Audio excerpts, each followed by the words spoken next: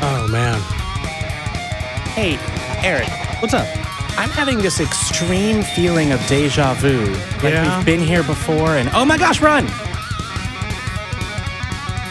Black Friday. I heard there's a sale. Catch. Thank you. Let's rock.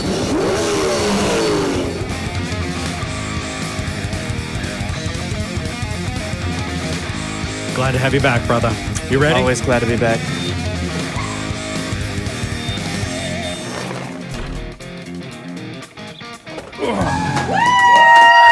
Hello, welcome to Talk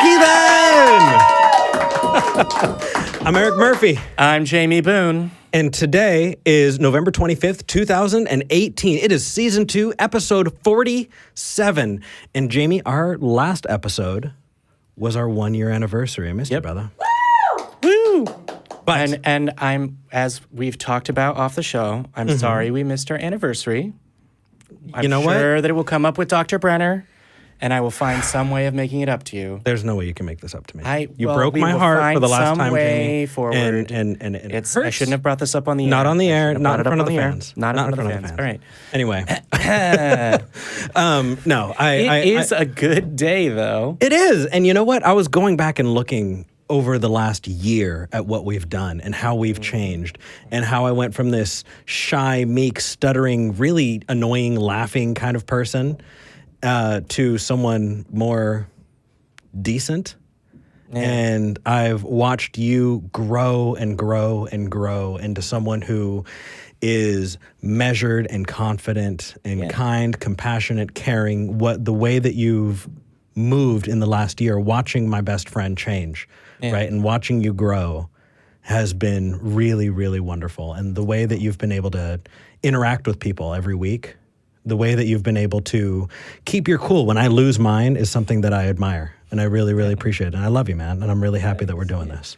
Yeah, I looked back and I was like, wow, because I sit on the right side of the table and I was looking and I was like, wow, that guy on the right side of the table, I look completely different. I used to have like curly hair and I would always wear a suit and like try and it's weird. Like I used to wear glasses and now my vision is just fine. I don't know what happened. Like yeah. If you don't add into this joke, people are just gonna think that I'm saying nonsense rather than referencing that I, went back, watched it, determined that because I sit on the right side of the table and no, I got it. That I'm just going back to letting you sit in it. Yeah, you are. I still love you. Well, it is the intro. It is. Are you ready for? So actually, before we jump into calls, I do have a couple things going on. Calls? Right? Yeah. We put out a contest for people to submit designs for the newsletter for the month of December. And we have a winner. Are you ready? Drum roll, please. Can we get it up on screen? Our winner is Caitlin Reyes. Caitlin, that is awesome. We friggin' love it. I can't wait to see it on the newsletter. Thank you so much. It's sweet. It's kind. And I feel like it encapsulates everything that I love about Christmas. So thank you. Jamie, do you want to let them know? Let her know what she's won, Jamie. Well, you've won a signed copy of A Better Life, 100 Atheists Find Meaning in a World Without God. It is signed by every host of the Atheist experience that is in it and one that isn't, as well as anyone that stepped through our studio that is in here. Congratulations. It is a almost one-of-a-kind gift because there are technically 12 others like it on the shelf. However, yours, free of charge, shipped straight to your door. I think I really don't. Okay, hold on. Let's adjust the sale on this. Here's the thing. Yes. These books came in, we've had them, and every time we had someone who used to be on the show, people who've pieced out, people who came in for like the 20th anniversary and are not coming back. They've got other things. Maybe they live in another state. Yeah. Maybe. And also people that are not on the show. Yeah. People that I mean, really, we've managed to get signatures on this. And every time they came down, we're like, could you just please sign a few books? And so it's limited and it's never going to come back. They're never going to come back. And so this is something that we really, really cherish. And it's something that we only have a few of. And we want to send it to you. We want to say thank you. Thank you for sending your submission. And thank you for being involved. Caitlin, you rock. You deserve it. You earned it. And we'll be mailing that out to you soon. And while it's waiting, it can go right over there and come in physical contact with the Book of Eric, the one and only copy of the Book of Eric. There is only one of those.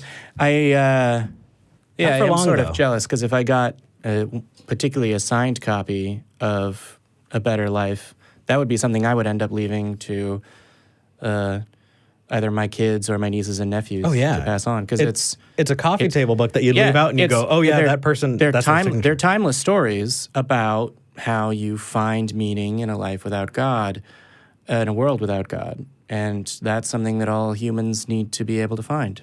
And you know what? We live in a world without God. We're going to sign it too. I know that we're not featured in the book, but we're going to sign it too.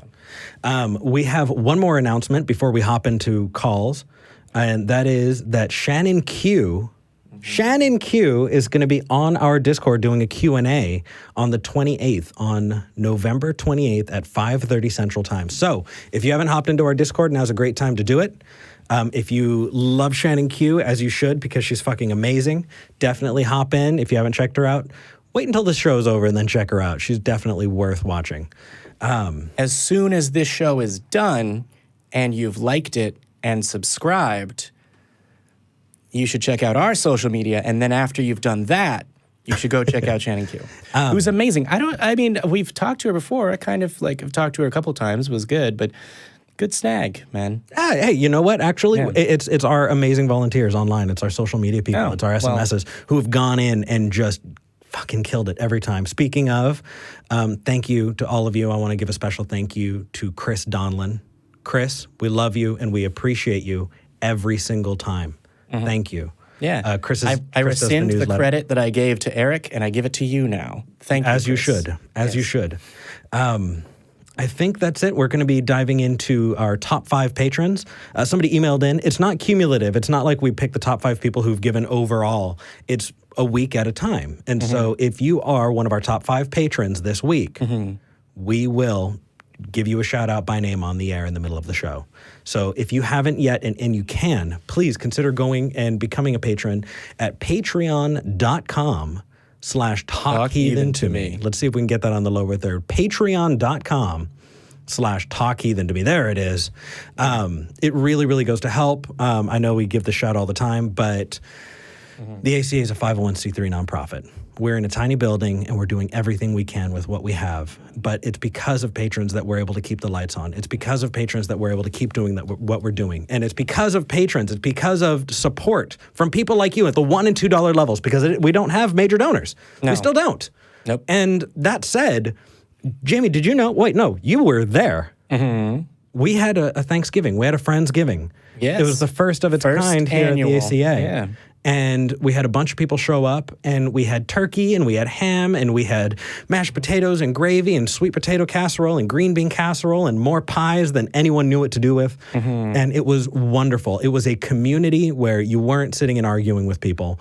It was... I didn't see any argument. It was beautiful. Argument, no, but even at the Thanksgiving, there was philosophical discussions in the back room amongst people that were interested about what consciousness was, which was interesting. Somebody said, oh, well, I'm going to a place where I'm not allowed to talk about religion at the dinner table for Thanksgiving. And I said, well, you know what? You should come here instead. Well, they said, I have a religion-free Thanksgiving. And I said, we do too, but I think ours is better. So let's go with that. Thank you so much. It's because of you that we're able to do it. If you can't become a patron, please like and subscribe. We've been really, really slowing down in our subs, and we love you, and we just want to get out there. We want more people to see us. So please, if you haven't subscribed, hit that sub button. We have 2 more lines open for theists. We're full up on atheists. We have 2 more lines open for religious callers. So if you did get an argument with Uncle Chuck at the Thanksgiving Day, give him our table number, which is 512-686-0279. And with that, let's get into calls. All right. Let's start with Adam in Tennessee. Adam, you're live with Eric and Jamie. Hey, guys. Thanks for having me on. Good to speak with you. Hey, good to talk to you. Thanks for coming on. What do you want to talk about? So basically, I wanted to just go over the secular view on morality. Mike Winger and Scholar Fiction had a great talk on it. But I almost want to say Christian morality does not exist. So I want to kind of go with that and see if you guys maybe agree with my assessment. So before we start, on the call screener here, you're marked as a theist. Do you believe that a God exists? No, I said I was a deist. I'm an agnostic deist. Okay. Maybe okay. they misheard deist as theist. So no, I'm not a sorry. Okay, I just wanted to clarify before someone said, I believe in a God and he's the source of everything, but also morality without him. That would be a very different conversation. It's possible a God or gods exist, and I think it's impossible that the Christian God exists. And I don't think we need to tie morality to God. Okay, well, I agree. Cool. And I think the biggest thing, this is what killed me, and I'll give you my premise right here, and then you guys can tell me if you agree or disagree, is I would say morality is like taste. There is no thing that maps in the real world to taste. There is no thing that you can touch that is taste. There is no absolute taste. You can't talk about, well, there has to be a tastiest cake for taste to exist. There does not have to be absolutes. So when I thought about my definition of morality is the assessment of an action by an individual regarding the consequences of said action with a goal objective. And that's a lot right there. But then I thought about taste. Taste is the assessment of an oral stimulus by an individual regarding the overall stimulus with regard to an objective, whether it be salty, sweet, bitter. You think about the objective when we create something like the taste with an objective. That's an interesting viewpoint. So I think it's complex. Jamie, I don't want to run over you if you had a thought, but I've got. I would say it's interesting. You use the phrase, I think it maps to taste. I would say it's certainly analogous with taste in some ways, but there's a way of evaluating sort of objectively what should be the more or less, moral action, which is based on certain criteria, what its effect on, human beings is. Whereas in order to get exactly the same thing out of taste, you would have to argue that there's some sort of taste qualia, or like an inherent property of sweetness that exists outside of a being experiencing it. But it's interesting that you say that, because it is something that human beings can come to different or slightly different ideas about what tastes good or what tastes bad. But the idea of communicating, oh, this tastes sweet, oh, this is too sweet for me, oh, this is salty, and our ability to measure, the natural human responses to those is a good way of explaining at least how you can start to have a system that everyone can understand that doesn't have an external objective factor to it. So I would say that's an excellent analogy. Thank you for thinking of it, and I will definitely borrow it. I actually... And I think it goes deeper. Well, I actually want to kind of draw I want to draw a distinction here. Oh, bring it. Right? So there's the difference between is and ought, right? And so when we're talking about morality, right, we can say something is moral, right? Because if I would, in this case, say that the moral action is the action that you can take that comports to causing the most human well-being, right? And obviously that's a tentative, if I need to workshop that, I can, but if it is an action that is taken to cause the most good, I would say that is a moral action. But to say that a thing is moral, or to say that one should do a thing because that's the moral choice, right? That's where it gets really weird. That's where it gets really weird because, I know we've talked about it on the show a lot, but everybody's operating with different tools in their toolbox as far as, how they decide what is good or bad about the world around them, right? So Jamie's qualia assessment is a good one there. But I just want to draw that line, right? That to say that a thing is, I think we absolutely can, because, we can all be armchair quarterbacks, right? We can sit back and look at a individual event and look at all of the different options and then pick the best option from among those. But to say that you should, in a given situation, do X when you don't know or don't have everything surrounding X, it gets really rough. And so I think that gets to a really sticky place. And I would be careful about using that analogy to make that broader point. Well, I think there's two big things I want to point out here, and I really appreciate you guys' thought and critique of this, because when you mentioned good and what is good, good is an action that leads towards the goal. That's how I define what good is, like a good action. And if you talk about just playing chess, if you're playing chess and your goal is to win, all moves that lead to victory are good moves. Whereas if you're playing chess and your goal is to teach a child, the good moves are the moves that push a child to advance their thinking. You don't want to beat them so profoundly that they can never win. You don't want to make it so easy that they never learn. Good moves are ones that put them in situations that progress their thinking. So what is the goal? And then it changes what good is. And that's kind of where I bring it back to the taste analogy, because not everyone's going to have the same goals and not everyone's going to have the same taste. I think about that paper we used to taste back in the 90s, and you go into school, maybe they're still doing it these days, and you taste that paper to see if you taste bitterness. Oh yeah, I remember that. Help me apply that last piece though, because I'm kind of still, I'm not there yet, right? You said when you're teaching a child in chess, right, you don't want to wipe the floor with them, and I agree that you don't want to, although other people, I was going to say, other people will say, get good, scrub. I was going to say, but in that scenario, hold on, I'll give it to you in just a second, Jamie. In that scenario, you're competing, and I guess I don't know where you would get somebody out good doing other people in a competition where you would worry about outgooding someone. You know what I mean? Well, I'm just wondering how really it follows. briefly here. And thing is we all have different goals. That's why we view good differently. Where in one society they might say, well, you think about, not to bring up slavery in the Civil War, they're like, no, we need our society to have the people to do this. And obviously slavery is horribly wrong, but they saw it as a good because it helped them, and which we have a much better understanding of morality now. And but they're like, no, this helps us. This is good. This is our goal, is to provide for our families, and this leads to that, which I do not hold those values. So there's a lot that goes into what is good. It goes to your values and everything on how you perceive your goals. So what is your goal, and what are you willing to do for that goal?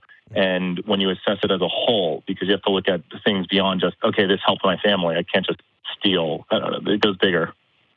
Okay, so here's what I will say about that as an analogy, is that there's some parts missing as far as your evaluation of why the Confederate States believed that slavery was the way to go. Setting aside for half a moment the needed clarification that no, it wasn't about states' rights. They said so explicitly. It was about them doing what they would justify as God's work and the natural law by enslaving what they saw as lesser peoples.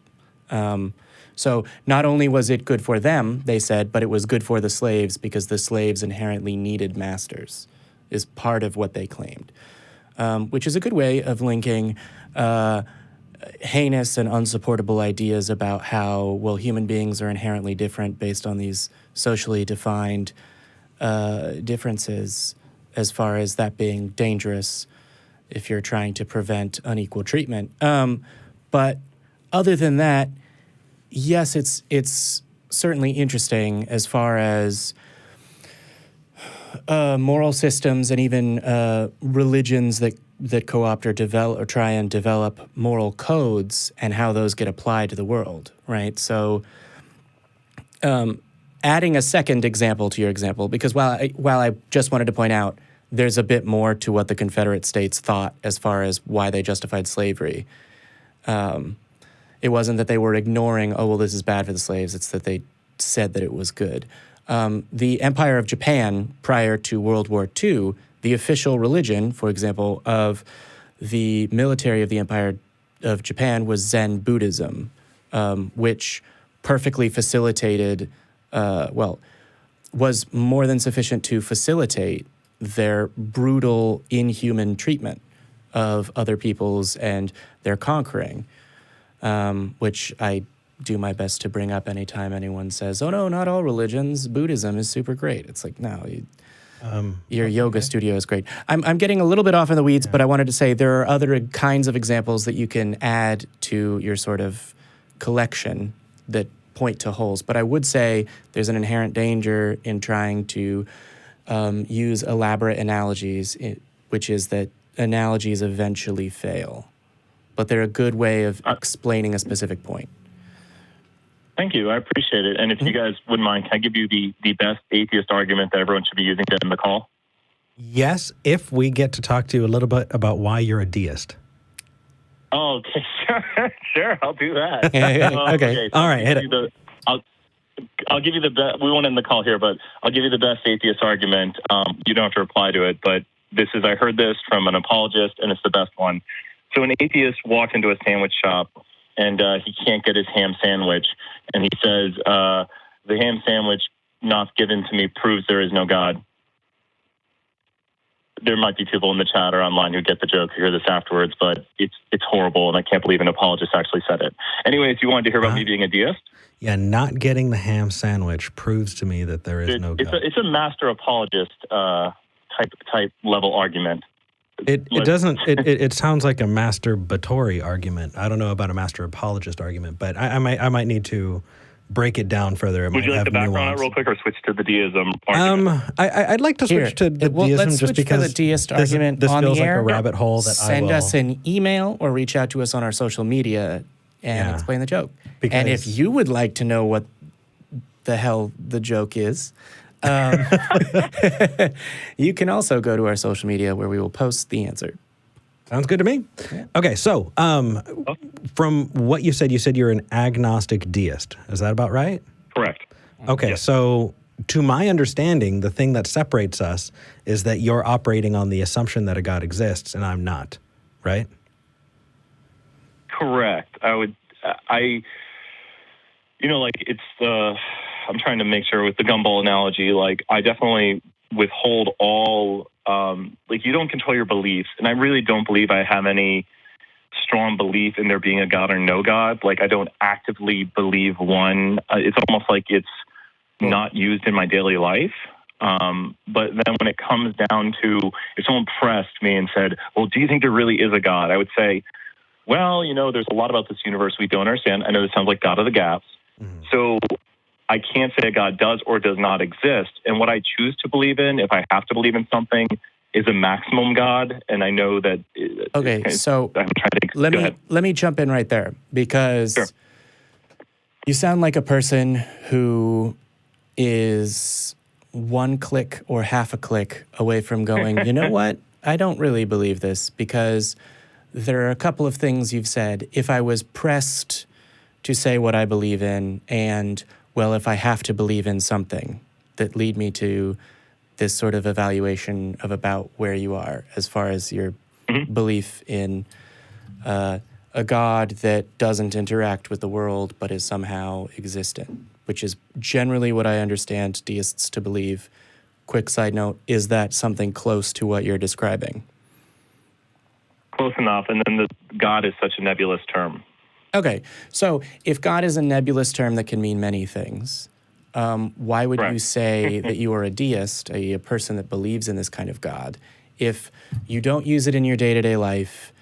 Well, there are things that you don't know about the world, but if you're pressed to say what you do believe in and you have to believe in something, then you believe in a God that doesn't interact with the world, and things that you can't detect being you can't tell the difference between that and a thing that doesn't exist. So when you're pressed to believe in something that you don't use in your day-to-day life, you give the answer of, well, I believe in a thing that's indistinguishable from non-existence, is kind of what it sounds like you're saying. Yeah, I know it's pretty ludicrous. It might just be the implantation of religion at a young age. Sure. Could be. I don't know how I would think if I was raised differently, but many of us, started off very, very young with religion. Yeah, it's true. It sounds like you have all the tools. Just thank you. Hey, man. But just take your time. At this point, I don't see any incentives to hold on to a belief when there's no reason, to expect that belief is true. But then again, it's not like we have a huge amount of incentives on our side either. I guess the only difference is with burden of proof. Because if you're saying, I think that there's something out there, then there has to be something that you're holding on to where that can live. I mean, logically, there has to be something where you go, this is sufficient for me to determine that this God belief is true. Otherwise, you're just lying to yourself. And in either case, it's okay as long as you're evaluating it rationally. And it sounds like you are. Just know that the pool's warm. It's nice in here. It's okay. Don't worry. I've been a huge secular fan for a long time. I've been involved with many random groups here and there. But I'm definitely a friend to the atheists, and I'm just the weird fence sitter who has read the Bible way too much, and and the other books too, because Bible's most often in our society. But I really appreciate you guys, and I appreciate what you're doing, and I'll let you get on some more calls. So here, before you hop off there, sure. Can we count on you calling back next week? Because I feel like having good slightly more of a conversation about your belief, we might actually come to an interesting place. Sure. Well, I can give you just a very small background on myself real quick, and then maybe I'll come back next week. But I come from a Catholic Jewish family, and to make matters even worse, I went to a Baptist school, so Pope's the Antichrist and the Jews killed Jesus. So that didn't work out for me too well there. Kind of found myself doubting religion when a street preacher pointed at me and said, "Are you saved?" So I would like to thank a street preacher for the one who pushed me away from religion or had me start analyzing my own self.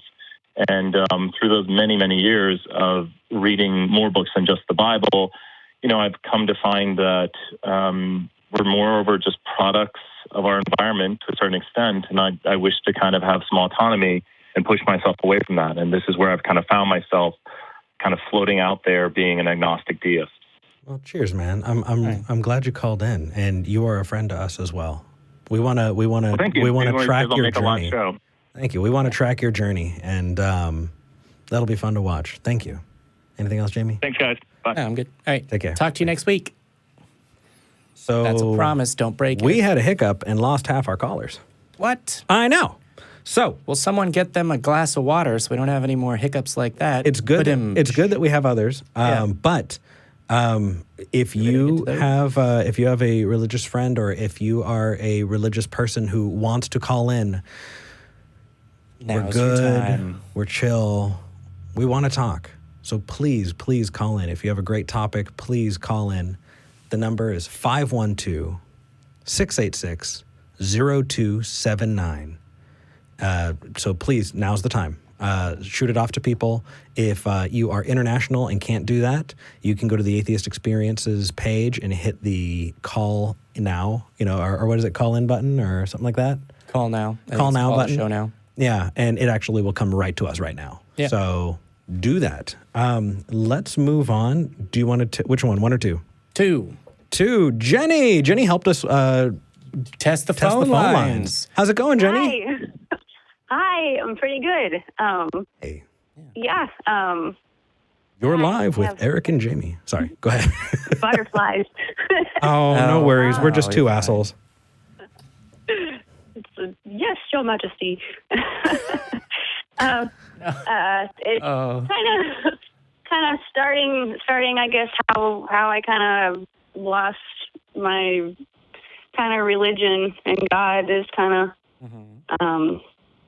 My husband, he's the one who he's the one who started being atheist before me, and he didn't really tell me for a while. And where do I start? But now I guess I'd call myself atheist. I think the big thing that 95% really. So I have epilepsy, and I got epilepsy about 12 years old, and I am tonic-clonic, which means if I don't have my medicine, I will have a seizure. But I I'm really good with my medicine now. Me and my husband have 2 kids. We wanted to have kids around 5 years, but we had to wait until 8 years because I needed to be sure that I wasn't going to have any kind of seizures that I would, fall and hurt the baby or, drop or anything like that. When I have seizures, it's just kind of, I can't answer you straight away, but, just so everybody knows that, so that, what's a girl with seizures having babies for or anything like that. I was smart about it, so. Yeah. But some things that really got me were when Noah's Ark, there's a guy in Kentucky that he wanted to build the ark, and he couldn't. Like he wanted. I think so. Yeah. He wanted to actually put real animals in there, and it's like that was impossible because that's the Ark Park is an actual finished theme park. Mm-hmm. They did it.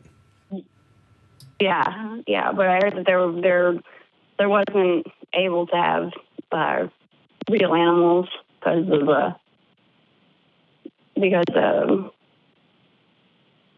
what is it? I'm not sure. And there was what is it? Where are we? I wrote some things down because I can get okay. In the Hebrews,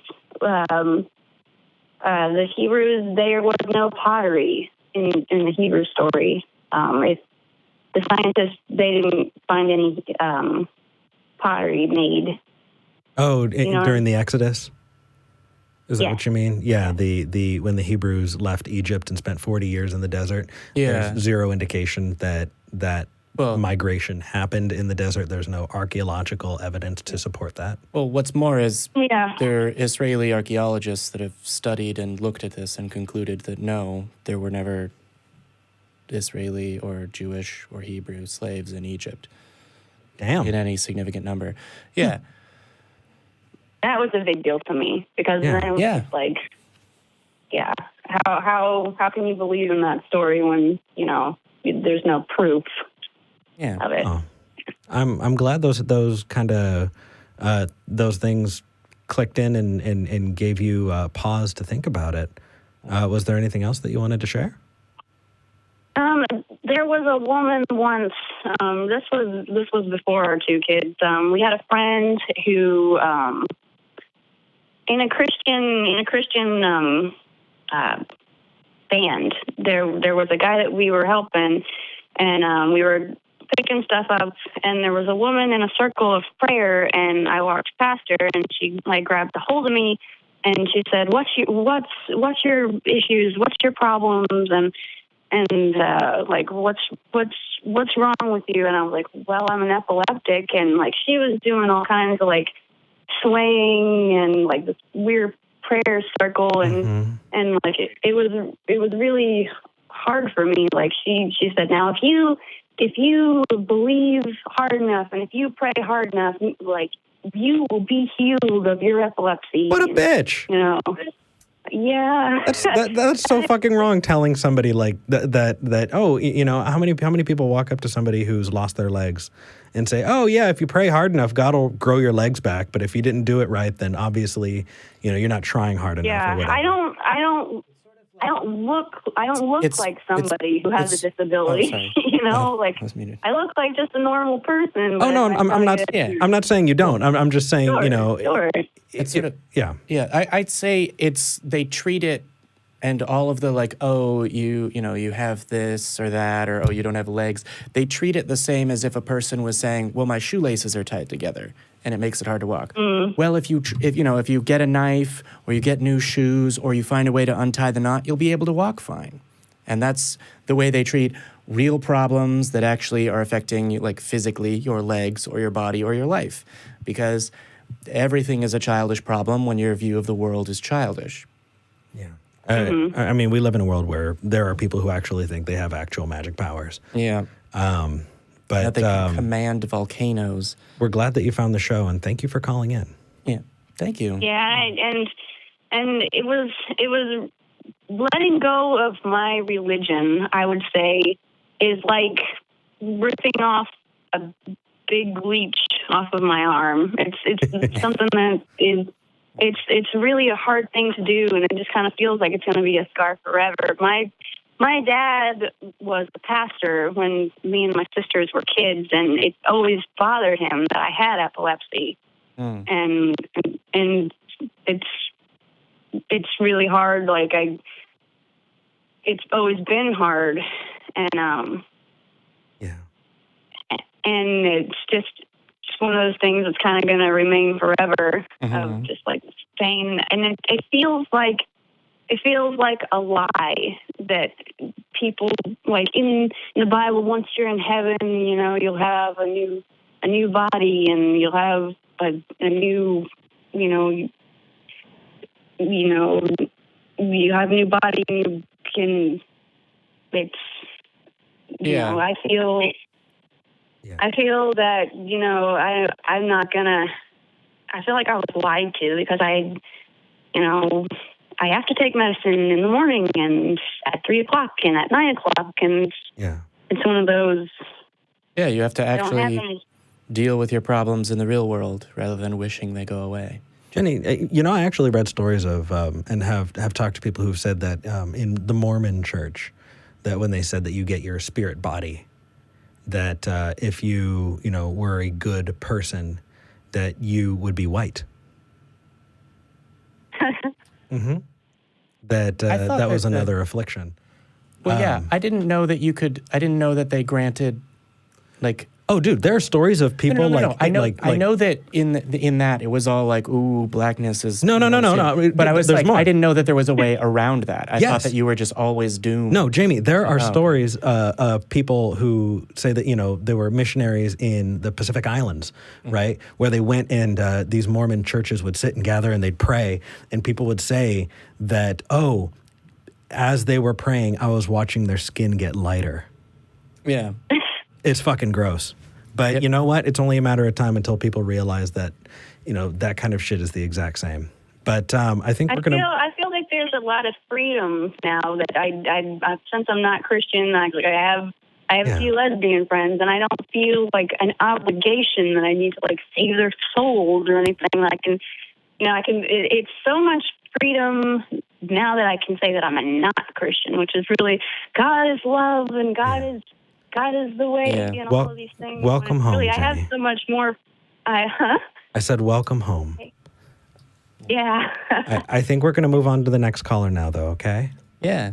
Thanks for calling. Yeah, and, I'm glad that I got to talk to you guys. I'm going to go ahead and say, particularly with your call, join the Facebook discussion, and I'm sure you'll get some love outpouring. And actually, isn't there some news about where people should go if they want to engage in Facebook discussions about our shows? Thank you. You're welcome. If you go to facebook.com if I go to Facebook, groups, I might have to create a new Facebook. Well, actually, my family doesn't know. Jenny, follow me on this, okay? If you go to facebook.com/groups/ACA Productions, it's a private group. So we opened a private group, and when you join, it doesn't show up on your social media, so you don't have to worry about your family seeing or finding out or knowing that you're a member of it. And since we opened that, people from all of our other shows at the ACA have been joining in, and it has been fucking amazing. There have been tons of people who are in that exact same situation. Yeah. So definitely check it out. It is really cool. And the group name is ACA Productions. Absolutely. Even though I hate Christmas, I'll tell you happy Christmas. Oh, thanks. Any excuse you get to celebrate, Jenny, is a good one. Take care. Yeah. I love Christmas. That was very big of you. That's exactly what I fucking love Christmas. I was going to say that was very big of you not to bring up that. And then I brought it up. And then no. You waited, and then she was gone, and then you were Christmas. Oh, you have no idea, man. The day after Thanksgiving, I was playing Christmas music in my house. I have every idea. I love Christmas, and I'm so happy that season is around. Yep. That's why I didn't go to your house right after Thanksgiving. What? Nothing? Well, fuck you, buddy. No, it's just that you like Christmas. And I got you a wonderful atheist. I'm gonna get ugly Christmas sweater, and I've never seen you wear it once.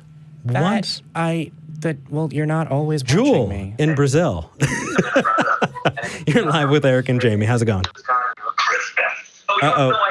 Okay, you got to mute the show in the background because we can hear it and it's creating a feedback loop.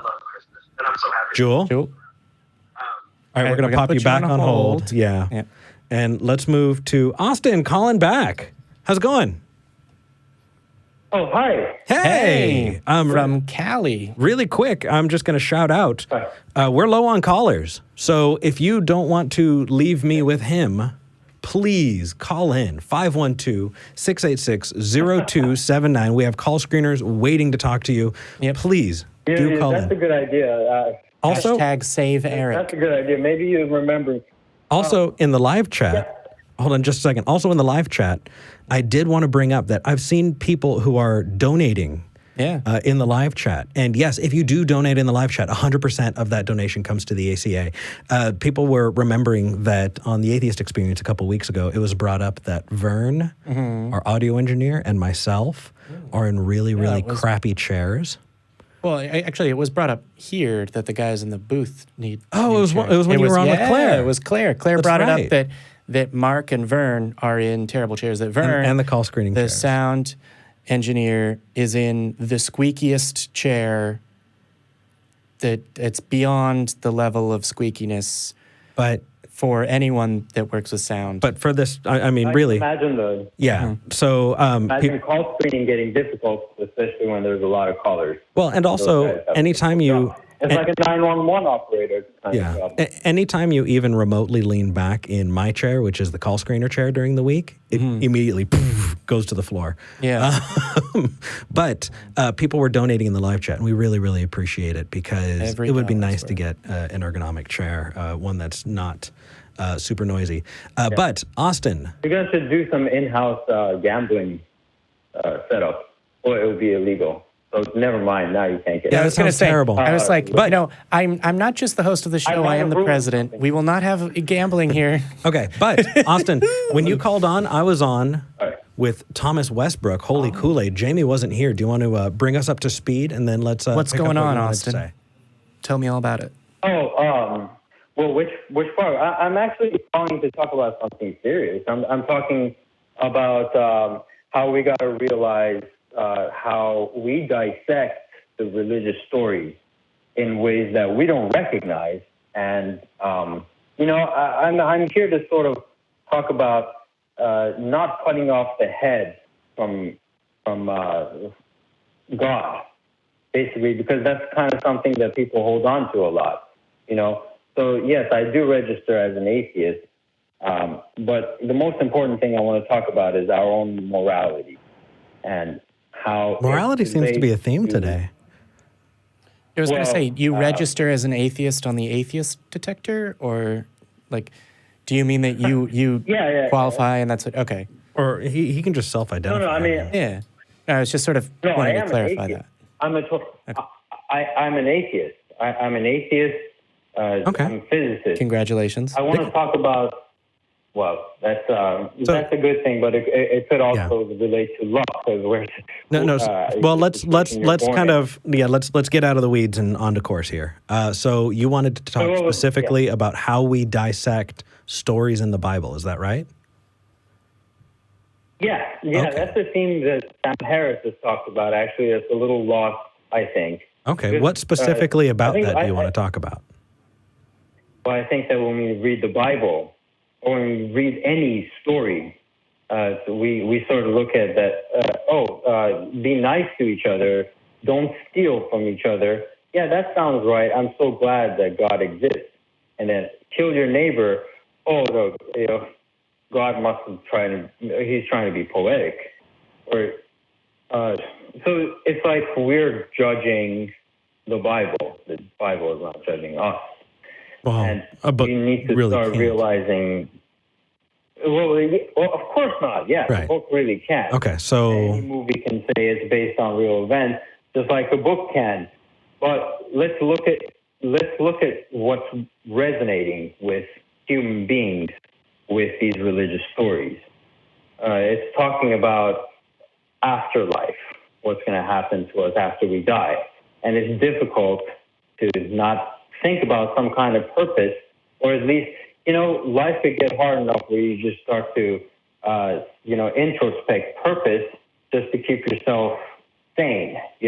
Sure. What I will say is that that's yeah. not universal. I actually recently had a discussion with an old friend that I got to see again for the first time in a while, who they do not call themselves an atheist, but they wanted to know why I did and what I was doing here and what this all meant. And so I got to explain it to them, and they were like, wow, it seems like you've really thought this out. I wasn't sure how much you'd thought this out or this, that, and the other. And one of the things they said, just sort of plainly, that I, hadn't really thought about, but that surprised me, is they said, well, I don't believe that there's an afterlife at all. And then they sort of moved on, as if it was just sort of like, well, there's people that believe this, I don't. And then they moved on. And as far as I'm aware, that's never presented a problem for them. And interestingly, it's also never really presented a problem for me, which in a big existential way. It does for many people, but I wanted to highlight that can't be the only reason that people believe in a God, because there's people that believe in a God, call themselves Christian, and say, no, there isn't an afterlife.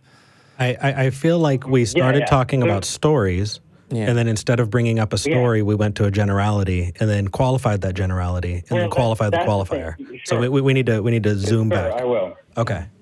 Yeah, absolutely. I understand what you're saying, and definitely there are luxurious reasons for some people to amplify religion. But what I'm talking about is the stories themselves and how there are characters in these stories, in the religious stories. We have the God that's this tyrant, and then we have this prophet who usually starts off as this young moral character and relates to us as a human being. Okay.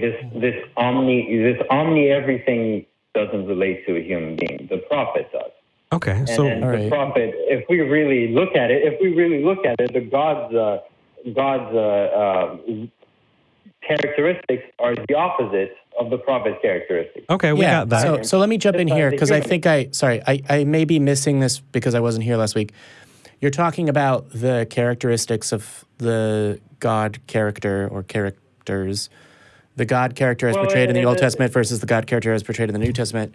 And you're talking about how one is more relatable to an individual human being than the other. And what I would say is, just remind me really quick, other than, book report, where are we going with this? Is there like a destination that we're getting to? You're setting up. Just knock it over. We're ready. Yeah, knock it down. We're with you. Give us the punchline. We're done with setup. What do you got? Confusion. Yeah, I'm just talking about the confusion. Is that we need to separate the prophet from the God. The God is this horrible tyrant. The prophet is this nice person who wants to help people. And the problem is that we're putting it all together. Everyone, we are putting it all together. I think that's a big it's a why would we for where the confusion goes. Okay, so let me just say, why would we use? It sounds like what you're saying is, in order to use the good stories or the parts that one might like as teaching tools from the New Testament, it's important to separate them from the Old, or even just to separate the person that is Jesus from this idea of a tyrannical God. And sort of my question that would kind of circumvent this entirely is, why would we use the stories in the Bible? Yeah, I mean, where we're at is we're dealing with other people's interpretations, not offering interpretations ourselves. Yeah.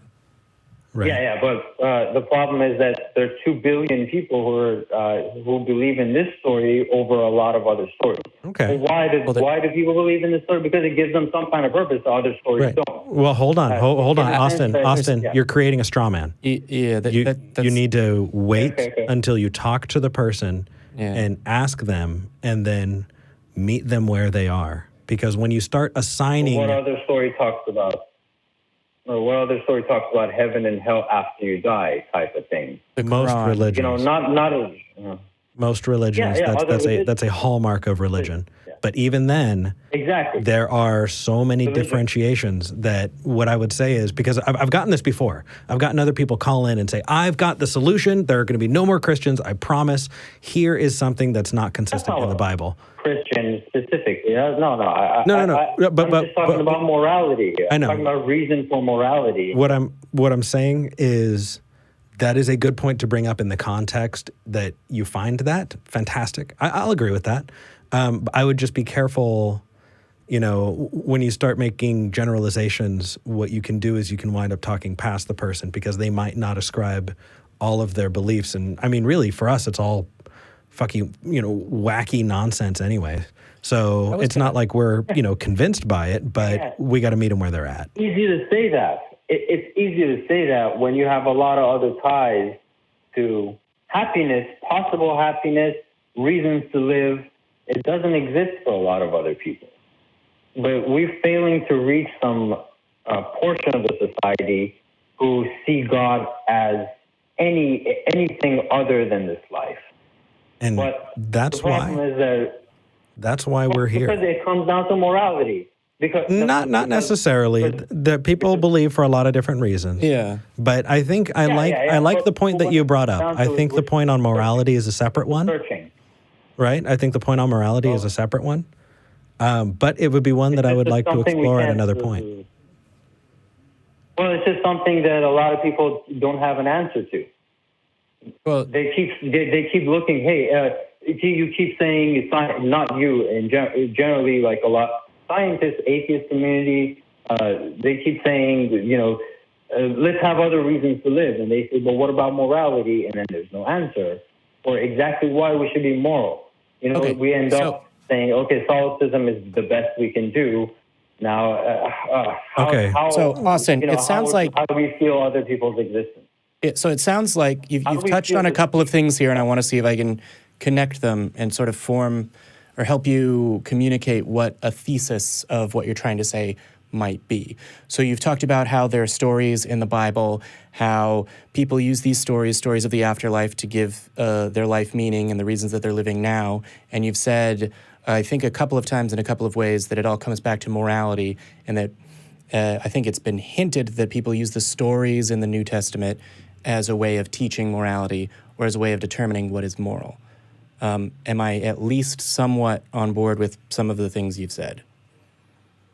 Absolutely, except just the last part, I would say that not those stories themselves, but generally people are looking for morality. And it's hard for those people to say, all this is complete nonsense and gibberish, when I can feel so related to the religion, the basic message, as we will, or whatever you want to call it. Well, yeah, it's religious stories. Austin. The problem is this. Austin, we know. Yeah, we know. So, yes. Yeah. So when I was growing up, my life was. I like to joke that my life was encapsulated in 4 VHS tapes that existed in my house, and the first 3 of those are Star Wars Episode 4, Star Wars Episode 5, and Star Wars Episode 6. So I grew up with stories that taught me about a way of being and a way of acting. And I think in some ways, that's why throughout my life, I've placed a level of emphasis on being calm and knowing what to do when you are calm. As they say in these movies, when a Jedi is calm with the Force, you will know, blah, blah, blah, blah, blah, blah. But no part of that requires the Bible. Jedi in 2001. As a religion, Jedi. Well, so here's what I was saying. Here's what I would say is, it depends on what you mean by religion. If you mean a belief that any of these things are real, then I would say no, it's entirely unnecessary. No. The problem is that even our science fiction talks about things about the future that we have to look through those stories. And we have to look at all these stories are telling things about ourselves. Yes. And the confusion comes from weird characters being equivocated to each other. Well, the confusion comes from Jordan Peterson-esque bullshit that pulls, if you look at the substrate of the character, what you're going to find is that there's a deeper truth that's held up. And I, in a way, have to believe that Jedis are true. I'm sorry. I can't do my Kermit voice because I got really fucking slammed for it. No, I was going to say, if you also had the voice, Yeah, so I take the best out of what you can with it, but remember that it's all bullshit. Because you're not going to reason your way into it. Matters of fact is how. Perfect. Matters of fact is how we grow up. Perfect. That comes first. I agree. Yeah, Austin, we agree with you. And I would say, if you're trying to communicate ideas, you can do some of those with stories, right? You can tell the story of a man on a trolley, and there's two ways forward. The trolley's brakes are broken, and on one of the tracks, there are 5 people, and on another track, there's 1 person. And you can use this story to demonstrate a moral dilemma in the same way that Star Trek as a series has always done this.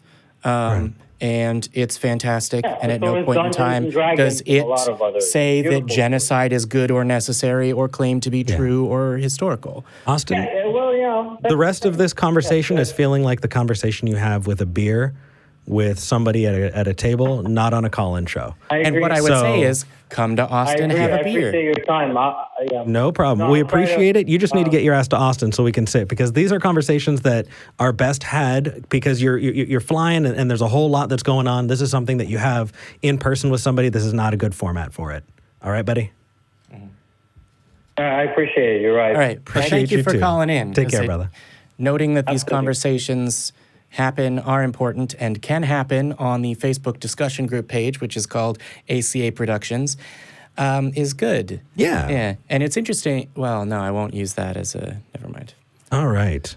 Sorry, I you felt said pacing and all of that. I didn't want to cut you off. Are we feeling good? We're good. We needed to move on, but you said like, oh, you need to get your ass to Austin. And I was like, in the same way that we need to get Vern's ass in a new chair.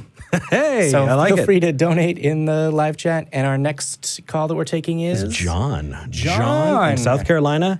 You're live with Eric and Jamie. It says that you're a religious caller. Let's get into it. Let's disagree with something. Let's talk about it. Let's work it through. John, what do you want to talk to us about today?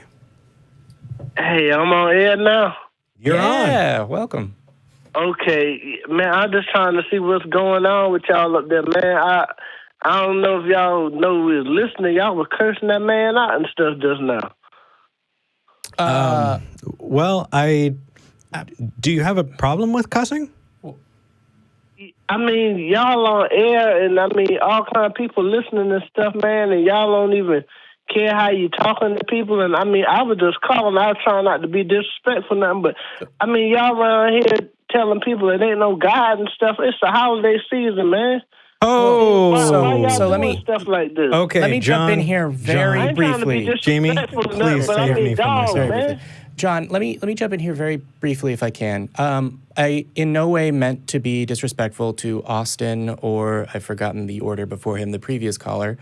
I can honestly say I don't intend to cuss anyone out on the show or, I do my best not to even accidentally sound condescending or make anyone feel like they are less than. We're all human beings, and particularly when people call into the show, they generally call in because they want to have a conversation, and I don't want anyone to feel like they've been punished for that. Jamie speaks for himself. Well, I will say that You just sometimes... got a nasty mouth, man.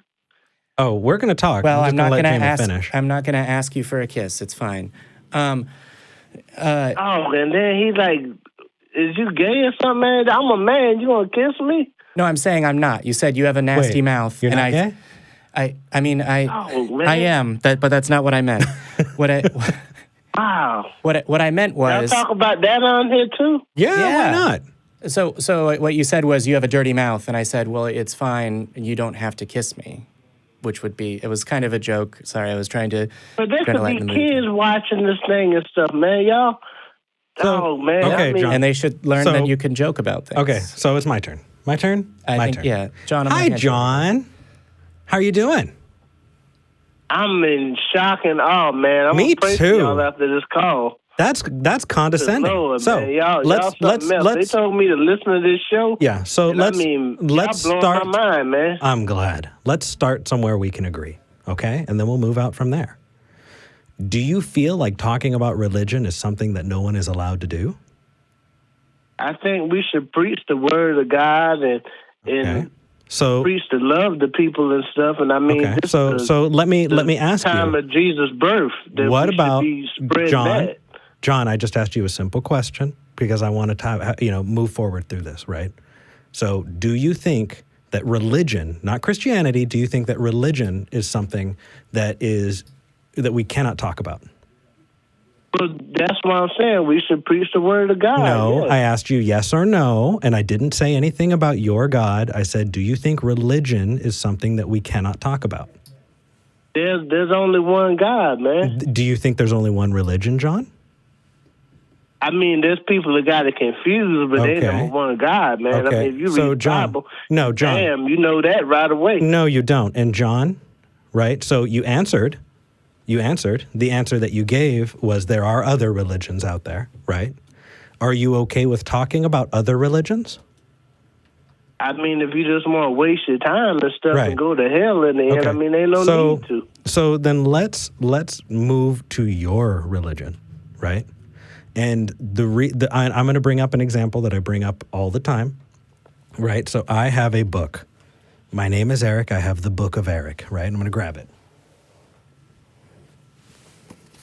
And I this never heard book, of that. right? It's a holy book. In this book, it says that I created the universe, right? So what would you, if I said, this book has the truth in it and it says that it's true inside of it, would you agree that it's true? I don't understand that. Okay, let me start with something else. How do you know that your religion is true and other religions are false? Because that's what, everybody's grown up with learning. I mean, everybody. So if someone grows up in another country, No, if someone grows up in another country, John, if someone grows up in a Muslim country, then they're going to grow up hearing about the word of Allah. So do you think that what you just described is a good way to determine if a thing is true? But that's why we have people going out spreading the truth of the word of God so you can reach these people. Okay. You just completely sidestepped what I asked you, right? Do you get that you just sidestepped what I asked you, or do you want me to ask you again? I mean, you're talking about people having other religions and books that are just not true. I didn't ask you. Hold on. I didn't ask you anything about the truth value. I'm trying to give you simple questions, right? Because I want to follow you because I want to know where you're at, right? And what I asked you is, how do you know your religion is true?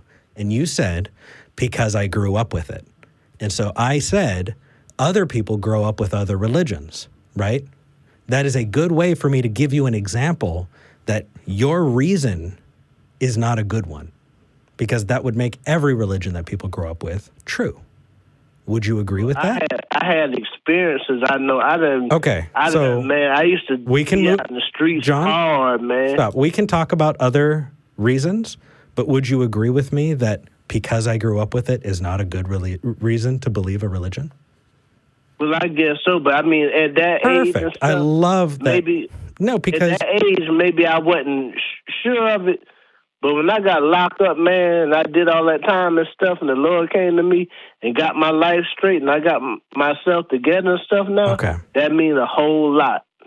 And I wouldn't have been the person I am now. Well, and we're glad that you got your life together. I'm happy that you got exactly what Jamie said. I'm happy you got your life together, right? Congratulations. Do you know that in prison, a lot of people use Islam and say that they get their life together reading the Quran? Are you aware of that, yes or no? I mean, I can't really speak on that. I watched Malcolm X back in the day and seen how things, but I mean, are you? It just ain't the same situation. I mean, look, actually, it's the exact that same people turn on situation. it. So I guess I'm asking, do you know that happens, yes or no? But that's like a situation like Malcolm X followed them people and they end up killing them. No. I'll ask again. Do you know that people say that Islam got them and their lives together when they go to prison? That there are people who believe that and say that? Did you know that they exist? I guess so, yeah. Okay. So if those people are saying that, their religion, right, Islam, is what got them out of, and got their lives together and all of that, and you're saying that Christianity is what you use to get your life together out of prison, then would you agree that that is also not a very good reason to believe that a God is true, because that makes every God true? Well, it's like on the end of the day, when they die, they're gonna find out the truth. I mean, they can believe all kind of stuff. Okay. All they want, but on judgment day, we can get to that. Crying. We can get to that. But again, I want to finish this, right? And the way we finish this is I need you to let me know, do you agree that what you just told me is not good evidence to believe a thing, right? It got my life together does not make a thing true or not true. And I gave you an example to help illustrate that fact, and you agreed with that example. So would you agree with me that saying it got my life together is not a good reason to believe a thing is true? But I mean, if I wouldn't have spoke to them preachers and stuff while I was locked up, man, I'd be right back out there now selling dope. You just sidestepped my question. Right back out there selling dope, and I'd probably be dead to be back in jail. John, and you just sidestepped my question. I'm not saying it didn't help you. I'm glad it sounds like it did help you. I'm not saying anything bad about that. I'm asking you if the reason you gave me is a good reason to believe. And I showed you why it's not. Would you agree that if somebody said, I found Islam and it helped me get my life together, would you agree that that's a good reason to believe that Islam is true? I guess it's a good thing for a temporary relief or something, but when you go to hell and you burn it forever, I mean, John, if somebody pull you out of fire for 2 seconds and then put you back into eternity, we're gonna get that. I just need a yes or no from you before we're gonna get to there. Yeah, it's a temporary relief or something. Yeah, but it's not a good reason. Like, it's not an actually good reason to believe something is true.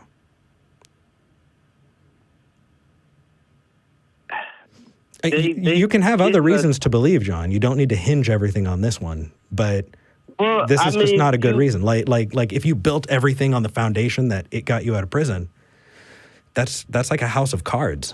Like, that's toothpicks. It's not a good foundation. I would advise you not to use that as a good reason, because, I mean, somebody could convince you of a whole lot of things if that was your real reason, right? If that was your reason, I could convince you that Islam is true. I could even convince you that I'm God. Right? I could convince you that my book is true. But easy. You're going to die on the cross and come back. No, because that's not what you told me. Yeah. I'm going to help people get their lives together. And then they're going to say that believing the book of Eric got their lives together, and that makes my book true, right? You ain't shed no blood and died for everybody on earth. I ain't never read your book. Okay, so again, I'll get there. I will talk to you about that, John, but I'm not going to let you not answer the question. Right? Because if you ask me something, I'm trying my best to answer. I mean, they getting a temporary help out of a bad situation, but it don't help for eternity. So, please, it sounds like you agree with me. Please, John, is that a good reason to believe something because somebody said it helped them? Yes or no? No, because you could be tricked in the end. Exactly. So is that a good reason to believe? Yes or no? Not in every situation, no. Because you could be wrong sometimes. John, I think you're absolutely right. And you know what? Out of all of the things that you said were rude about, out of everything that you said were disrespectful about, we just found two very important things that we agree on. Right? And I just hope all that help get y'all to Christ, man. So, John, you want to talk about hell, or do you want to talk about Jesus Christ? It's all together. It's basically the path in the road where we're gonna all end up. I'm going with Jesus. If I told you that I am God and you need to believe in Eric, you need to fall to your knees and praise and worship Eric Murphy, right? And if you don't, you're going to go to hell, my hell, right? Which is 20% worse than your hell, right? Would you believe me? That sounds like a cult, man. I agree, and which is why your religion sounds like a cult to me. Oh man, y'all. Do you see? I can't believe do you see what I mean? That's a word of God like that. So here's the thing, John. Here's the thing. There is nothing that is above us being able to talk about. There is nothing that deserves to be held up on a pedestal and not referenced or given deference, right? John, do you think that your God is so weak that he needs you to defend him? No, I mean, he's going to judge everybody on Judgment Day. I so mean, if your God truth. is that powerful, then what does it matter? I mean, it's just... Do you think calling me and telling me I'm... okay. Do you think that I don't... Okay, hold on. No, everything can wait. Everything can wait just a second, right? Hold on. All of that can wait. John, during this conversation, you can replay this. I treat you as a person with respect. I don't treat ideas with respect. Ideas should be talked about, especially true ideas, right? If your Bible is true, it doesn't need you to tell people, how dare you, because they should be able to investigate it and it be true, right? You shouldn't have to protect it from investigating. Either it's true or it's not. What I did not do is I did not call you an immoral person. And what you just did is say something about my character as a human. Do you know anything about me, John? From what I learned about this station y'all on and stuff, there been some terrible things on there. And no, I'm talking about Eric Murphy, this person who's talking to you. Do you know anything about how I am as a human being? I know y'all preach against the word of God. We don't preach at all. And that is evident in the way that you're describing what we do, because people call us. I don't go out to a street corner, and I sure as hell don't call in and say, how dare you? People find us and talk to us, right? And they talk to us about what they believe, and we ask them why, and we meet them where we're at, right? I just happen to have read the Bible many times and can talk about it, right? That's one of the reasons people want to call in. But I don't preach. That's something your side does. That's something Christians do. That's something religious people do. And you know what else religious people do? They condemn people and try and tell them that they're going to suffer forever. Right? That's not okay either. But I'm talking to you, right? I'm talking to you. You know that's what's going to happen. I read the Bible, yes, and your Bible does not stand up to reality. And if you thought about it, right? If you took just a second, John, to realize that you can look into the Bible and find out whether it's true or not. Because when you hold something aside, when you put something up on a pedestal, you can never examine it, right? What if you're wrong? What if you're wrong? Is your God so weak that he would get mad at you for wondering? Is your God so impotent that you couldn't test whether or not what your God's saying is true? Is your God so selfish or so afraid that he wouldn't want you to open up the book that you're talking about? You need to read the Bible. Read the Bible and find out whether or not it's true. Test it and find out whether or not it's true. But don't call and say, how dare you test the book that says it's true for being true? Because that's ridiculous. If the Bible ain't true, where do you put your faith at there? So, that is a wonderful question. Yeah, and I've been capitalizing on this for a while. Jamie, that's a wonderful question for you. Yeah, so there's a slight distinction here when you say, what do you put your faith in? It needs to be clarified what you mean by faith. Because if you mean, what do I believe without question, there isn't a thing. If you mean, how do I live my life and go about my day and determine whether or not I should be good to other people or kind or what is moral or immoral. So on the first question, what do I believe without question?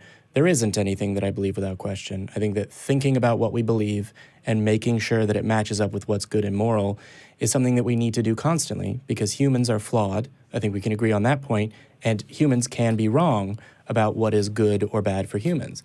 And that leads perfectly into my second point, which is, as far as how do I go about my life, how do I determine what is the right thing to do, what's the right way to interact, what's the right thing to say, and that's by examining, okay, is it good or bad for me to drink water, right? I can look at the medical knowledge and, common sense and all these things and know that humans need water to live. It's fine for me to drink water.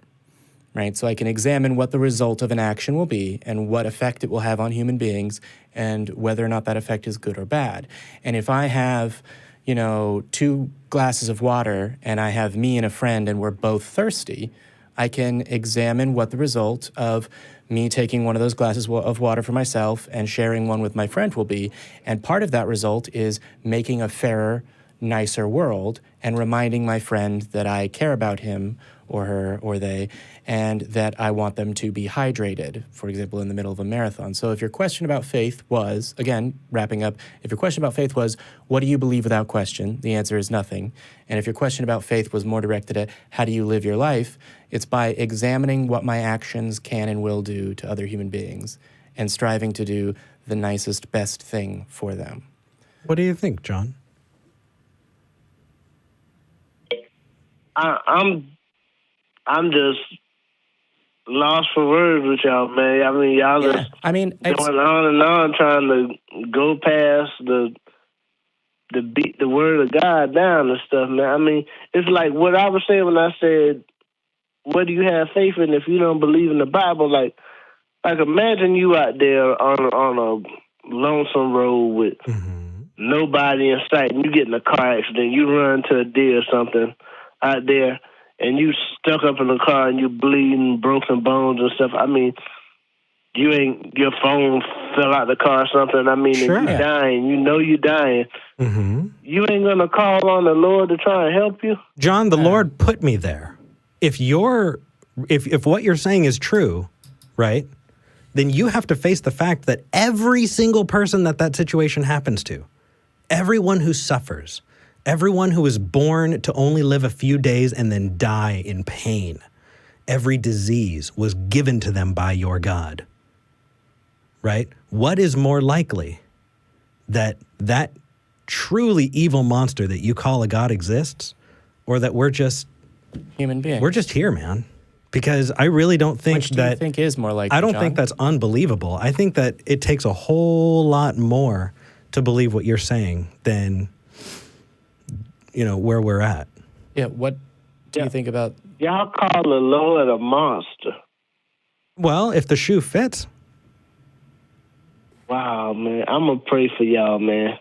Yeah, well, you know what, man? Really pray for y'all, man. So, I don't know what to say, man. So, I hope y'all get yourself right before it's too late, man. Can I ask you just one more? Can we talk just a little bit longer, or are you? I'll try, man. I don't know what to do for y'all, man. I called to try and help reach my hand out, man. Here's one of the things. I call out of love. And you know what? Really? I feel like he called out a judgment. I feel like he wanted to call and judge. I mean, that is also a perspective that I understand. But I will say, I think I understand where you're coming from, John, because I once, sat where you sit as far as a perspective on whether or not Christianity and a belief in God is a good thing for the world. And if I can, I'd like to tell you, I'd like to have a little bit of a conversation with you that sort of mirrors what in the language of Christianity led me away from God. And if I do that and you have a response that's sufficiently persuasive, you might be able to lead me back to God. I've had this conversation a few times. Maybe I'm wrong. I'm a human being. I think we can agree, again, human beings don't always get it right. There's human beings that believe completely contradictory things. There is a God. Jesus is God.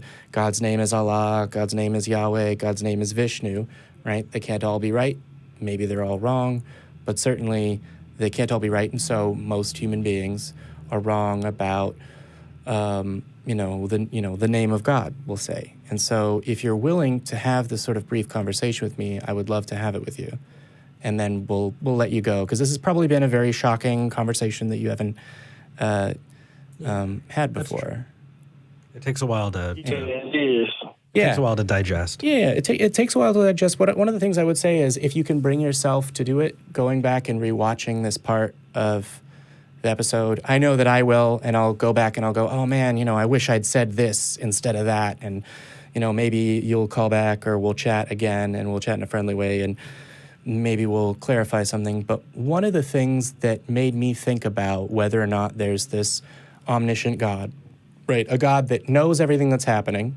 Stop me if I say something about God that you think isn't true. But the idea of a God that knows everything that is happening, that knows what's gonna happen, that cares about human beings and wants us to do well and wants us to be, thrive and be happy. If not on Earth, then in the afterlife, and a God that created the universe, right? So do you think that God created the universe? In no other way it could occur. Okay. And then do you think that God created the universe knowing that the Earth was going to be formed and that humans were going to live on it and that humans were going to have the free will that he gave us and that we were going to end up sinning, probably? He put us all here. It's right in the book. Right. So what I understand about this God is that there's an all-powerful God that has set up a system of judgment that means you have to believe in me, that has created people that he knows will not believe and that will go to hell, a hell that he created. So in what way is God, who created these people the way they are, who created the system by which they are judged and who created the hell that they will go to, not responsible for them being in hell? Well, when God first created hell, he created for Satan because he's a deceiver. Here's what I will say. Imagine a man with a house and a child, and that man creates a terrible, terrible, fiery prison in his basement for people that try and attack the house and hurt his children. And then that man puts his child, who's very curious and clumsy, in a room with beautiful and unbelievably fragile vases. And that man says, don't break any vases, knowing full well that his child will disobey him and break those vases, and that as a punishment for doing that, he will send his child to the basement prison of fire and suffering. And the child does that, and the man sends his son to that basement of fiery prison and hell. Would you say that that man has treated his child fairly? Well, if you read in the Bible, it does. No. So, John, I'm not talking about the Bible. Children. Hold on, John. I'm not talking about the Bible. I'm talking about the hypothetical situation that I was saying. A man with a house and a basement of fire. But he going to prison for all that. Yeah, but does he did he do the right thing? Yeah, did he do the right thing? Did he treat his child fairly by putting them in that situation? Well, that's man. We can't put man. No, I know. But basically, I'm trying to get to the point where that guy, houseman, definitely did something wrong. So what I'm being told is that there is a God who created the place we live and who created a fire torture prison originally for other beings, who then put us in a world and gave us free will and told us not to do the things that he ultimately knew we would do, and then decides to take us, things that he has ultimate power over, and trap them in a prison that he created. Do you think that that God is treating human beings fairly? I feel so, because it's the fact that we got to get ourselves right with him. And if you let the devil deceive you, when I described that situation as far as one human being treating another human being that way, you said it wasn't good. But God, you give a pass to. God is allowed to treat humans unfairly and poorly. Well, God passes the ultimate judgment on everything. But does he pass the right judgment? Do you believe that that's good? We can't question God and what he do. Well, I can, and so can you. Yeah, just imagine some mobster walking in and saying, oh wow, it would be a shame if something happened to your business. You need to pay me, and then it won't protect your place, right? Mm-hmm. You've heard of this, right? I seen like mobster movies, good. Yeah. Okay, so then you know what I'm talking about. Pay me protection money. Yeah. So how is your God any different in the situation you just gave, right? If your God's just all powerful and an asshole, why does that make your God good? Well, I'm sorry, but if somebody is going to say, oh, you need to do this or else I'm going to torture you, right? Mm-hmm. Then that means that actually, you know what? That's a really good place. So let's say that I come up with a God that will torture you even worse. Will you believe in that God now?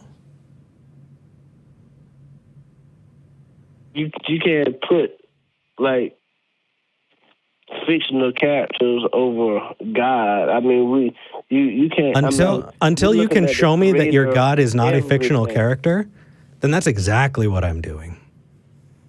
That's exactly what I'm doing. If you really, I mean, I really don't believe, and I really don't believe because John, stuff about God. But if y'all don't believe in John, yes, do you think that we haven't thought about this?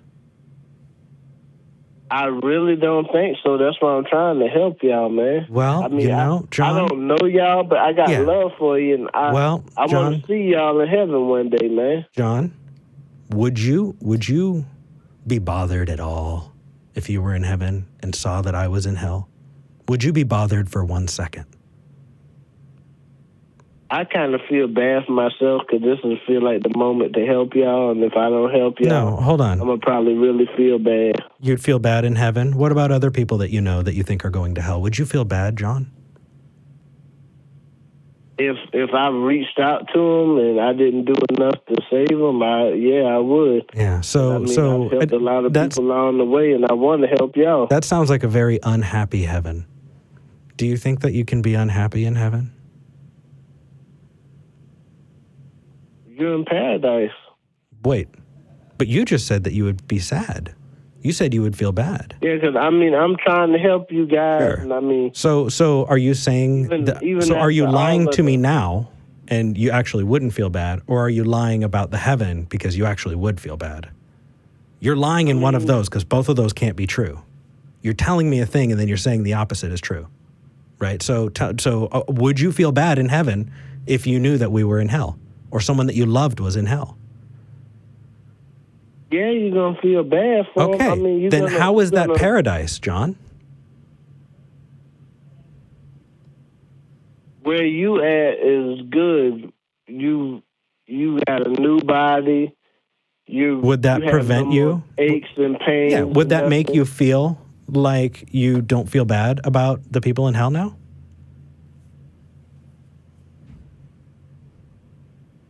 Well, I guess you're gonna feel bad if somebody didn't get their life straight. Yeah. I agree, which is why there's no way that heaven can exist.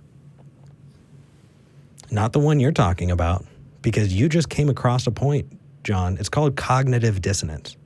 Cognitive dissonance is when you have two ideas at the same time, and those two ideas cannot exist at the same time, right?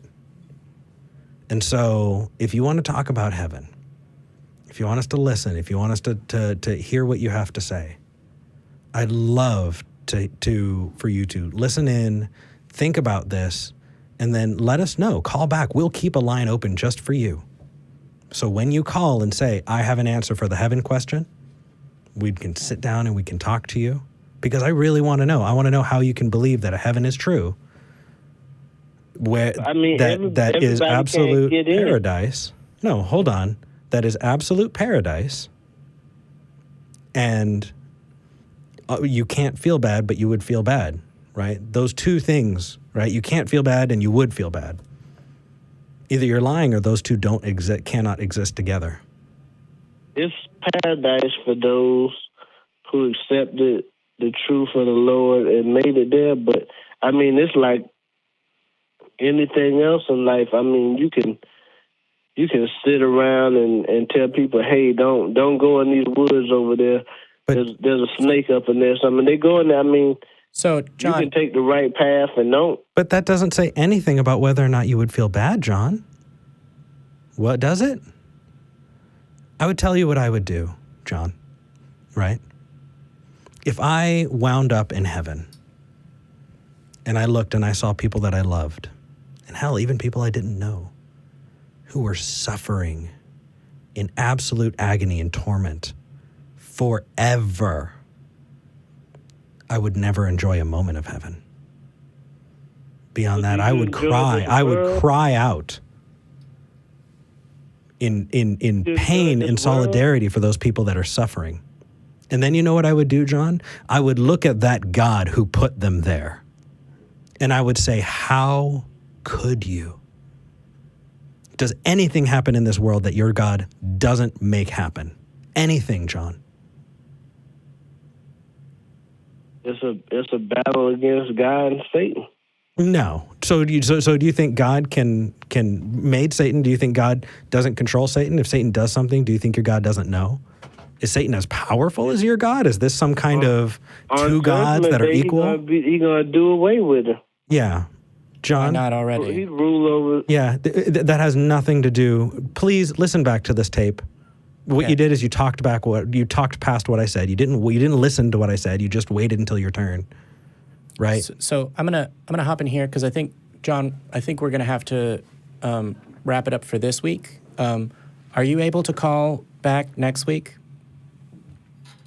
I'm gonna pray for y'all, man. I'm gonna let the Lord talk to y'all, man. I try. I just hope that y'all get y'all life together, and I see you in heaven one day.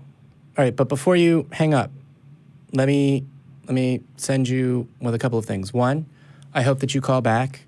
Two, I'm sure that if you ask a preacher, he will tell you that God works through his followers, and given that you're a follower of God and that you would like God to speak with us, he might try and speak with us through you, and so you should call back. And three, what I would say is there is a passage in the Bible that describes the joys of heaven and lists among them the joy that people in heaven feel when they look down at those damned who are in hell and being tortured for it and smile because of that. And so I would say there's probably a little bit of a Bible study there for you, and I hope that you call back next week. I'm going to pray for y'all, man. I hope y'all accept Christ into your life. All right. And I really hope you can wake up. We will talk to you next week. Yeah. We're going to keep thinking for you, helping you find your way. Because you're not thinking for yourself, John.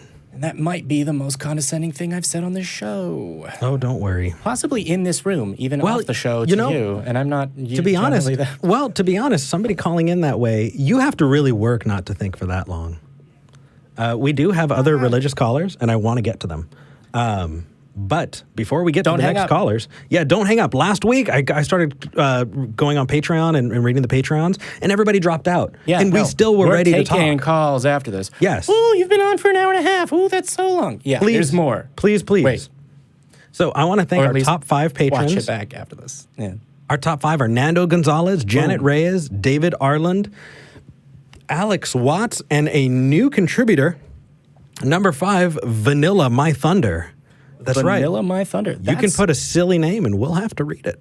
That is a new name that I'd not heard before. I know. I don't and actually, Alex Watts is also a new one. So thank you so much for becoming a contributor. These contributions are at the $20 mark. That's the bottom of where you need to go to be a top patron of ours. Yeah, you want to use a picture of Andrew Jackson for good? Send it our way. With that said, I will read a maximum 1,000 words maximum defense of Andrew Jackson all the way through and respond to it meaningfully if you donate $20. First 5 people, I can only do that 5 times. First 5 people to do that with a note. Okay. And we can have a conversation like that. So it was very impromptu, and I'm probably going to regret it, but we'll have a good time along as the you way. Should. So we have 3. We have Tony, Jason, and Nico. Do you want to get them in the after show?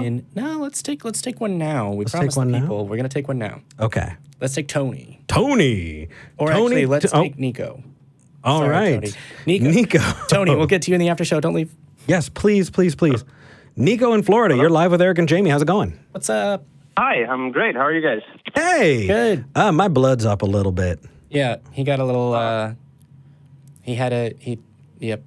The last caller was, yeah. So how are you doing? I heard the whole thing. Yeah. Great. I'm actually kind of ironically calling to address one of the things that the other guy was talking about. So apparently people still have this need to call in and say, why do you need an atheist show?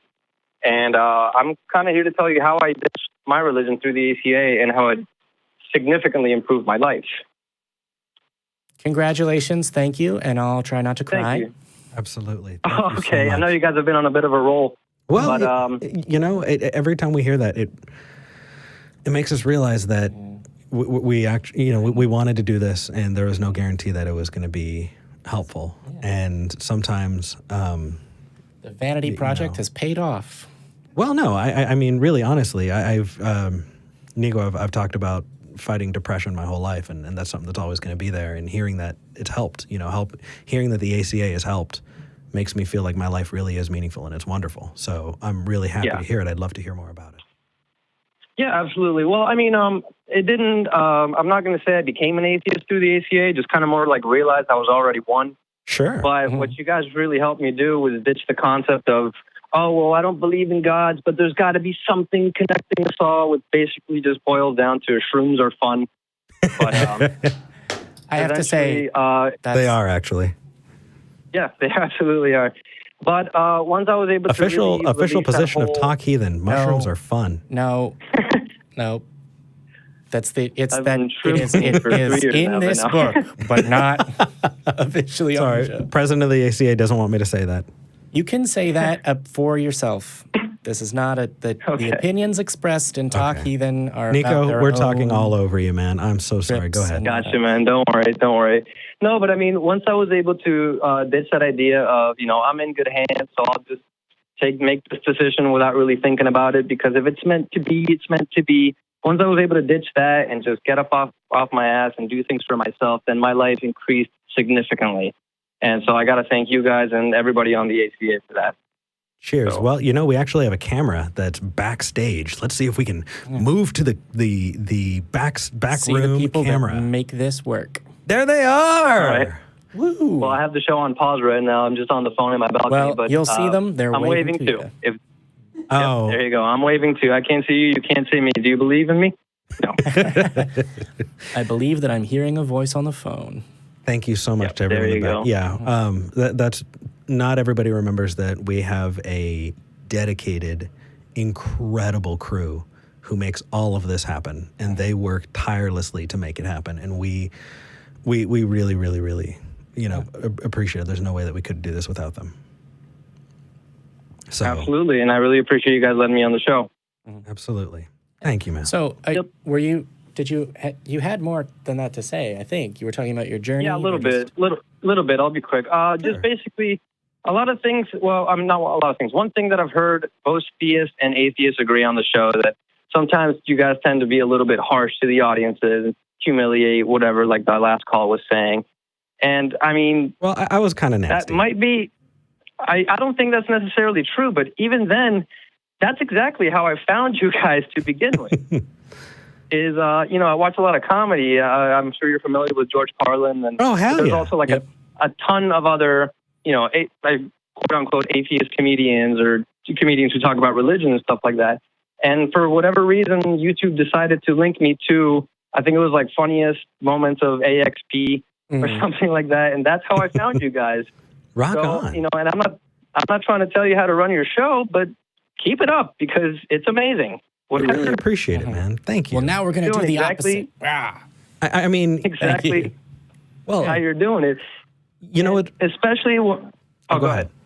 I was going to say, especially when you guys go off on tangents that also a lot of people don't like, whether it's evolution or abortion or one that really hits me hard is the treating of trans people and stuff like that. Yeah. And the subject of whether or not a God exists does not even get brought up. People go, well, what's the point of calling the show? But there are religious people and organizations who are actively working against those things. Mm-hmm. You know, so I think it is really important for religious reasons or just using religion as an excuse. So that's why I think it's especially important for you guys, the atheist experience, you guys and secular parenting, and I'm drawing blanks right now. Just I'm excited to be on the show. That's all right. I think it's especially important because there are, for a regular guy like me, there are two people. There are the people who teach science or medicine or whatever, and there are the people who preach against it. Now, for a regular guy like me, I'm not in the scientific field, and I'm not in the medical field. I am way more likely to bump into one of those religious people than I am to bump into somebody who teaches science, because I'm not in school. I'm not in anything. You know, I don't have, biology professors knocking on my door Sunday mornings going, hey, do you have a minute to talk about who gives a fuck what bathrooms people use? Like, I don't have that. But I have you guys. Yeah. And for that, I have to thank you so much. Hello. And I think you should keep it up because you do reach people a lot. My name is Elder. So thank you so much, and that'll be all. Thank you. Before Thank you you. go, I want to say did he hang up? No, you're still there. Nope. I want to say, one, love rings to you. Creep has sent them at a request. And two, thank you for bringing this up of like, oh, why do you talk about other things? Oh, just because it's a thing that people are doing and then using religion as an excuse.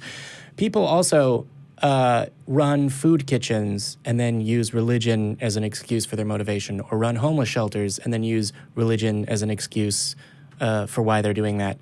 I'm not trying to tell anyone to stop feeding the homeless or giving them a place to sleep. I think their reasons for doing it are wrong. They should keep doing it for good reasons. Their reasons, the reasoning that they use for discriminating against people is wrong, and the discrimination is wrong, thus making that doubly wrong. So why should we not talk about the doubly wrong thing, particularly when callers bring it up? And and it's okay. We can have philosophical discussions I'm actually- about how the Kalam cosmological argument completely fails as well, but also you shouldn't hate that's my people jam. because your God said so. Yeah. That's absolutely right. I'm actually watching people in the live chat, and they're talking about, well, should we be this harsh? Was Eric too harsh? You know, should we? No. Should we? Well, here's the thing. Link them to any video of Matt ripping someone. Well, no. I mean, the thing is, what it takes is different for everyone. Yeah. And so where one person might feel like, okay, you know, positivity and getting through it, but some people need to go, holy crap, I need to defend this. So they look in and they realize that it's all To be clear, smoke and mirrors. I know a person, you know them as well, that got into a kind of argument with a person about whether or not the Bible said slavery was fine. And there was this believer who was black who was saying, no, the Bible doesn't say that about slavery. No, the Bible doesn't say that about slavery. And they said, yes, it fucking does. And he probably used We got your vape on that, buddy. yeah, now you know how it sounds. Sorry about that, mate. On the phone, It's all you're good. talking to me. It's fine. Not in front of the fans. I'm sorry. No, I know. I just... We'll bring it up with the doctor. It's fine. It's whatever. He brought this up, and he probably used a larger vocabulary of expletives because he's much better at that. And he brought up, no, here are the citations. Go look them up. And that person got back in touch with No Illusions and said, like, yeah, no, this is bullshit. It does say that slavery is okay. So, to be clear, sometimes that's all someone needs, and sometimes that's what someone needs to start looking at it. But Yeah, very that true. said, Very Nico, true. you have a wonderful rest of your day, and thank you for calling. Thank you for your, No, thank you guys for having me on. I appreciate that. Absolutely. Have a good day. You too. Before we move on to the next call, Before we move on to the next call, hey, Eric, did you know that on YouTube you can subscribe to a channel and like its videos? I was actually about to check That is out how many people have liked this free video. way for them And to with over, help did you know us, that out of, we are a YouTube show and you can... we've been pushing around 900 people that are watching this live. Fuck yeah, you guys rock. Thank you so much. But only 227 likes. And to the 227 that liked our show, thank you. All humans are equal, but you are more equal. Smash that like button. And if you haven't subscribed, take that time to subscribe. We really, really appreciate it. It helps get us out there. And if you can become a donor, please, please consider becoming a patron at patreon.com/talkheathen to me for as little as $1 an episode. I mean, really, that is how we keep this going. We just told you our top patrons are at $20 an episode. That is the highest that we've been able to. There is no more. You know, it really is the small donations that keep us running. So if you can, please, please consider doing that. This is a nonprofit, and we rely on it. You know, they've been able to hire me. They've been able to keep me going, and I want to keep working here. So there are only 875 watching now. I wear significantly less you wear a jacket, a shirt, and an undershirt. Right now, I'm wearing one shirt. Oh, I'm not and wearing an two undershirt. buttons are unbuttoned. And someone in the chat is suggesting that it's my turn to strip. And generally, I don't do that sort of thing. Oh, we better get through this on quick the then. air. All right. But based on the number of likes that we get before the stream ends, as far as we can see. Mother of God. Yeah, better end this You quick. might All right, track so, back with it. You're not here's what allowed we're gonna to do. cut me off to end it faster just because ooh, are we at 300 likes? Did that just happen right now? It did. Did I just bump that by 100 likes? Probably not, but Oh, well. that's okay. Fine, that's cool. Don't give me credit. That's I still fine, okay, whatever. fine. I can undo a button. Anyway, based on Tony that. and Jason, stay on the line. Stay on We the line. really want to talk We're to gonna you. get to you. Both of you have really, really great topics, and we really want to talk to you. We've been averaging about 45 minutes to an hour of Patreon only content. So if you are a patron, you're going to get a link, and in that link is going to be the video of us immediately after this. And we're going to be talking to people. We've had really long calls, really awesome, really engaging. Matt has jumped in and just randomly hopped in. Aaron, I think Aaron Raw has hopped in and just randomly and had fun with us. So if you can, that's at the. We're almost at 400 likes. Uh-oh. All right, then I better get this ready. Jason, Tony, stay on the line, and let's get some love rings. Oh, I love it. Mark, you're on point, as always. All right. On fleek with them love rings. This is the part where we say, to those of you that don't believe, welcome. And to those of you that do believe, we don't hate you. Wrong. We just think you're wrong. Oh. Damn, that was good. That was a lot of fun. Yeah, live That was a studio lot. audience. Like right here. Like right here, it felt good in my heart. I really enjoyed it. You don't even have to sit next to a naked Jamie, so